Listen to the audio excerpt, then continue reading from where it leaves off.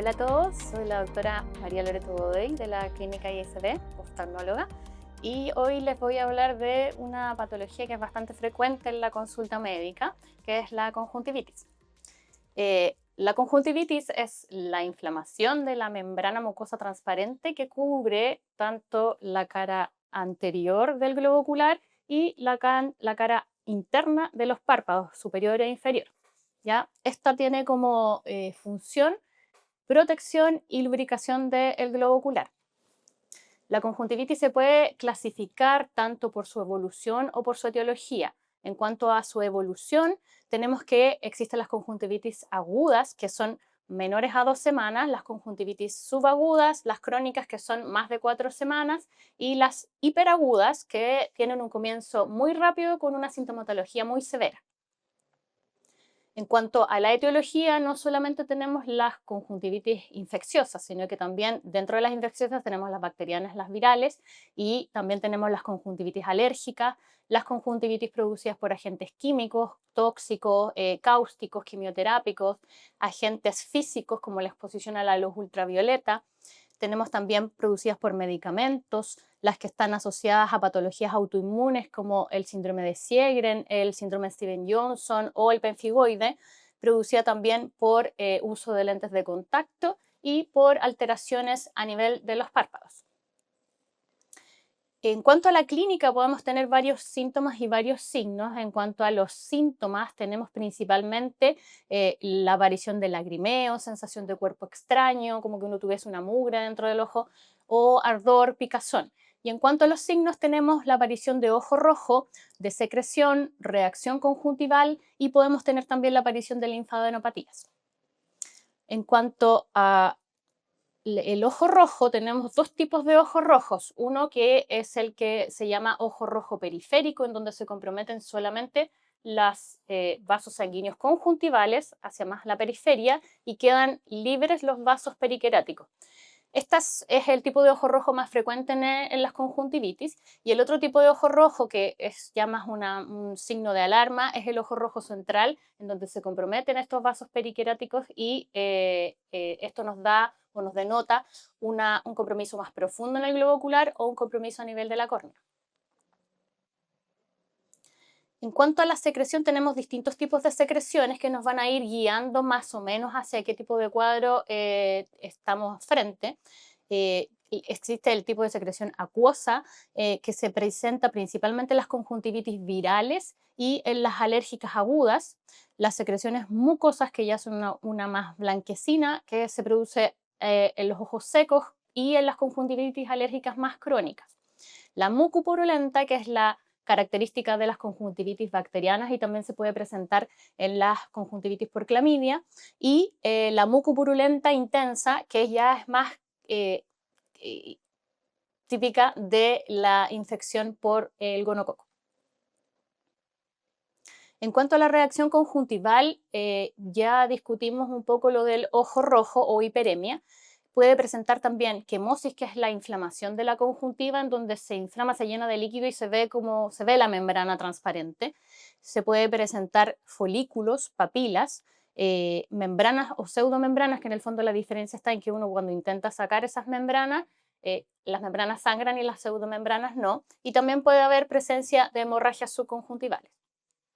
Las papilas son pequeñas acumulaciones de células donde se ve un centro vascular, y los folículos se ven más clásicamente como unos granos de arroz a nivel de la conjuntiva. Y esto también nos guía hacia qué tipo de conjuntivitis estamos frente a. En cuanto a las linfadenopatías, por la región en donde drenan los párpados y la conjuntiva, que son hacia los ganglios preauriculares y submaxilares, podemos presentar también adenopatías en estos sectores. Y estas son más clásicas o características de las infecciones virales y de las conjuntivitis por clamidia. Vamos a desarrollar un poco más las conjuntivitis infecciosas. En cuanto a la conjuntivitis bacteriana, tenemos que este es un cuadro autolimitado, aunque no lo tratemos con gotas, el cuadro va a durar lo que tiene que durar y no se reduce el tiempo. Se presenta principalmente ojo rojo, una secreción mucopurulenta que el paciente clásicamente refiere que amanece con los ojos pegados y al examen lo clásico de encontrar son las papilas, ¿ya? No presenta adenopatías, no hay compromiso a nivel de la córnea, por lo tanto no hay compromiso visual, no existe cicatrización a nivel de la conjuntiva y el tratamiento clásicamente son los antibióticos, las gotas de antibiótico, ¿ya?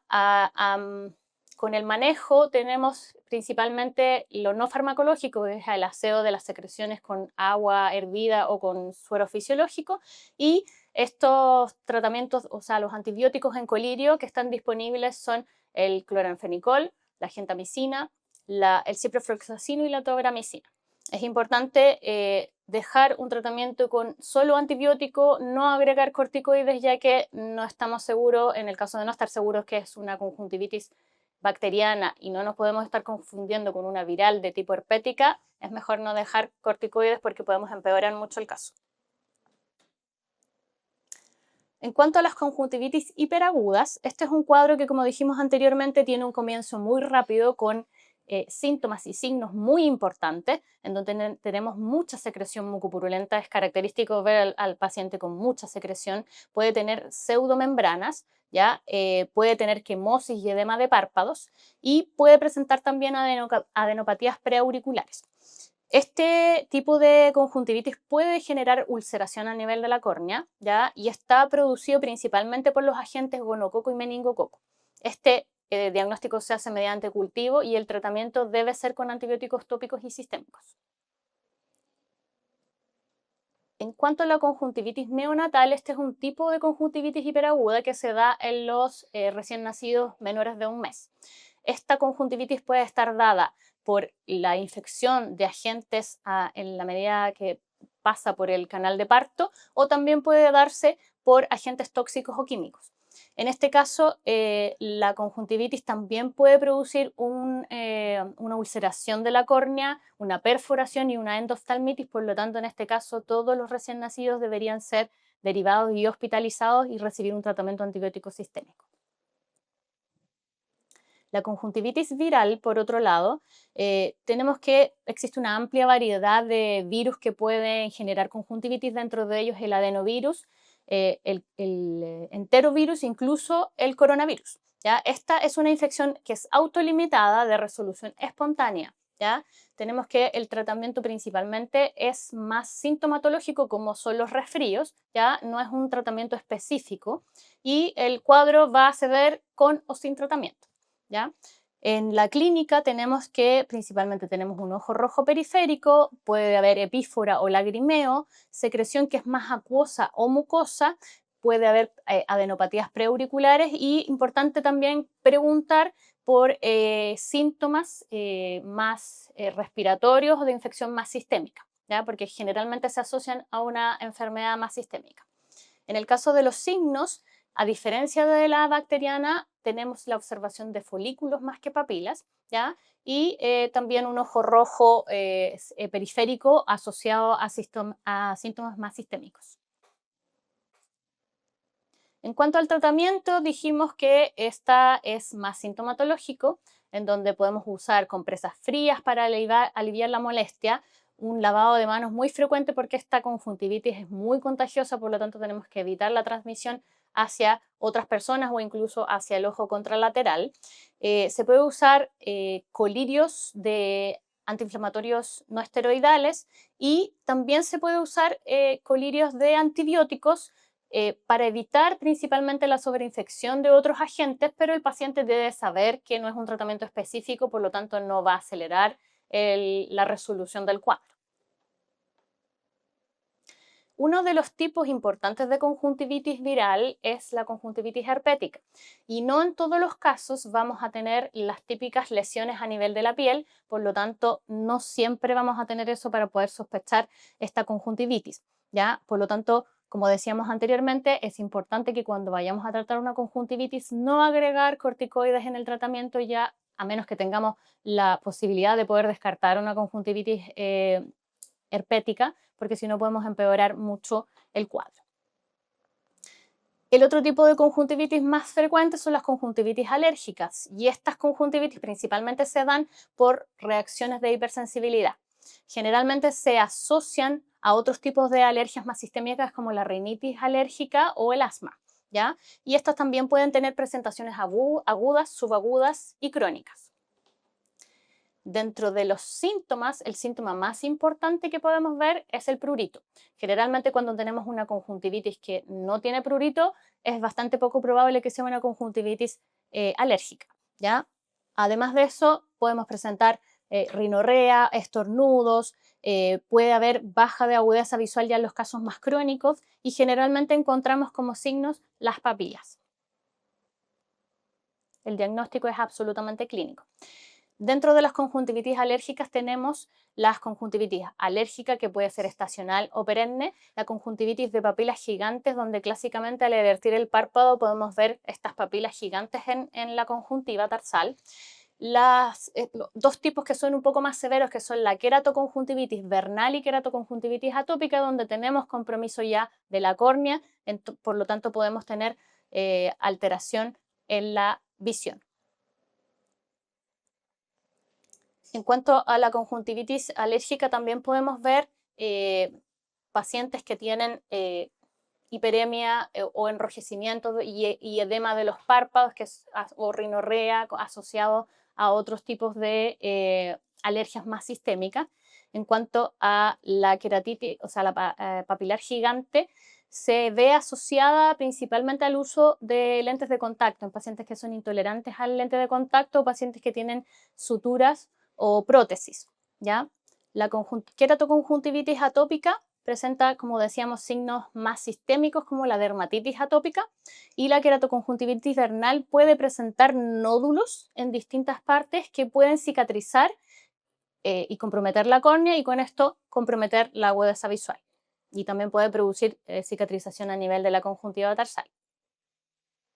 En cuanto al tratamiento, tenemos tratamiento que es no farmacológico, como por ejemplo evitar exponerse a los alérgenos, ¿ya? Lubricación que nos permite diluir un poco los alérgenos y evitar la reacción alérgica. Y como vimos también en la conjuntivitis viral, las compresas frías que nos ayudan a bajar las molestias.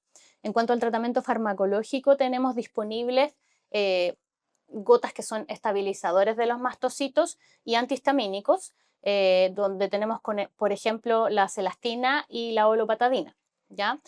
También se pueden usar otros fármacos como vasoconstrictores o descongestionantes, que en el fondo nos van a bajar un poco las molestias y los signos. Se pueden usar AINES tópicos, corticoides tópicos en este caso, y inmunomoduladores.